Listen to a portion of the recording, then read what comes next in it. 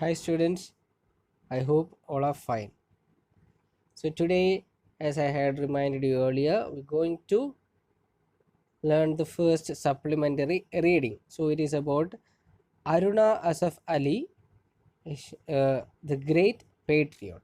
Okay, patriot means one who has more love for the country.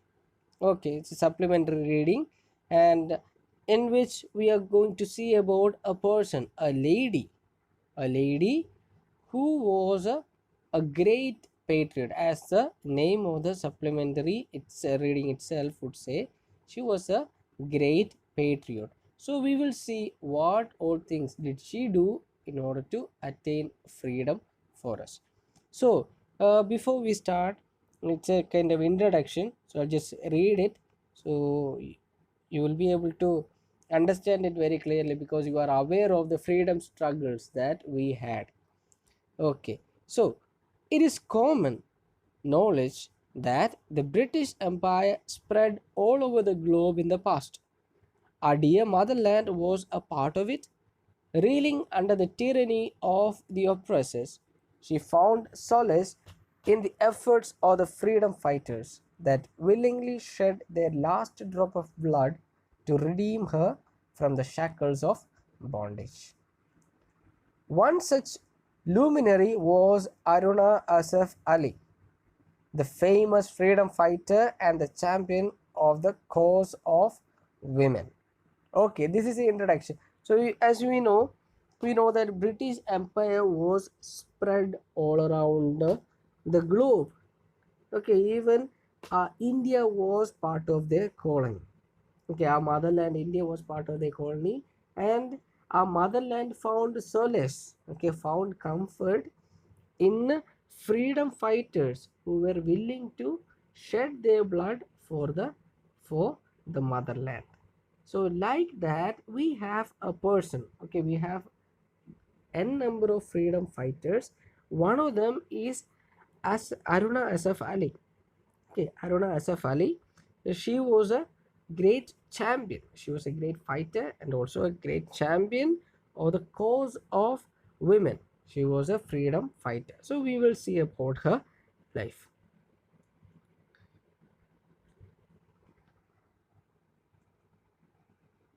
Okay, known as a grand old lady of the independence movement, Aruna Asaf Ali was a fiery leader who plunged headlong into politics at a time when the freedom struggle was raging and the youth were laying down their lives for the country's independence. Okay, so how was Aruna Asaf Ali known? She was known as a grand old lady of the independence movement. Okay, she was known as a grand old lady of the independence movement. She was a great leader who came into the politics when when especially youngsters were laying down their life, okay, laying down their life for the country's independence. So she came in at that time to politics.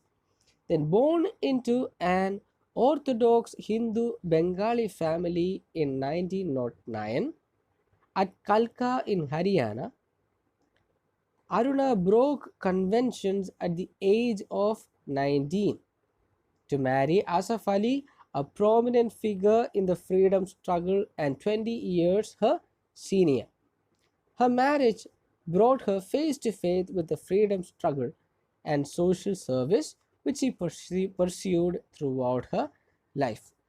So, where was she born? She was born in Bengal. She was born in Kalka in Haryana to a Hindu Bengali family. Her family was Orthodox. Orthodox means they don't like to change like the traditional family they were. But she had to change. She had to change. Why? Because she married Asaf Ali, who was a great freedom fighter. So after marriage, she knew how to be in face to face with the freedom struggle. So she dedicated her life for freedom and also to social service till the end of her life.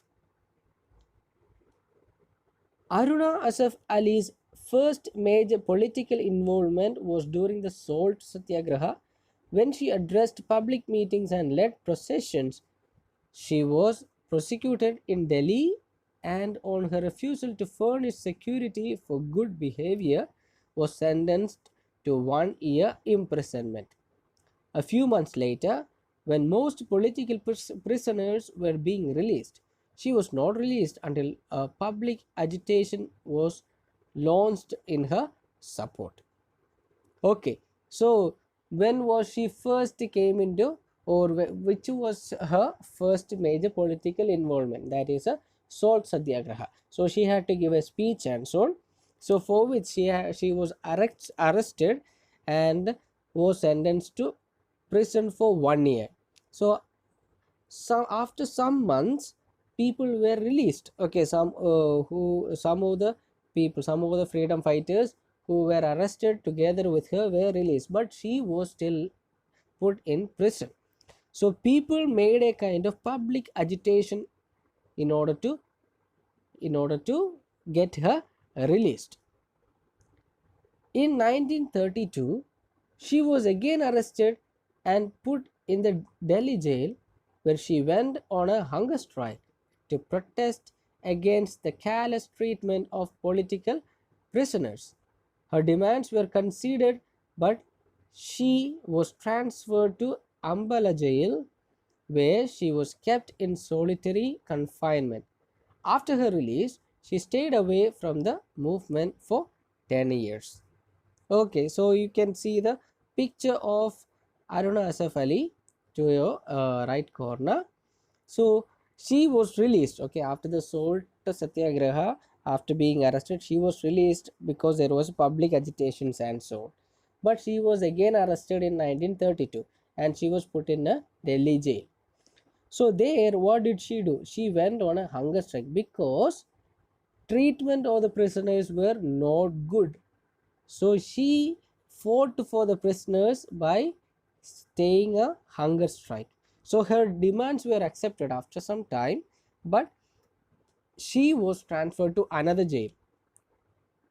Okay, she was transferred to another jail where she had to be in solitary confinement. Means she was alone in one cell.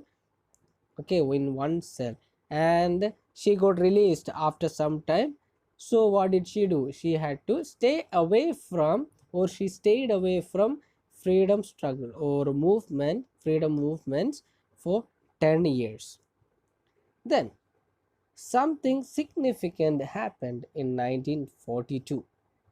She attended the Bombay Congress session along with her husband, during which the Quit India resolution was passed on 8th August.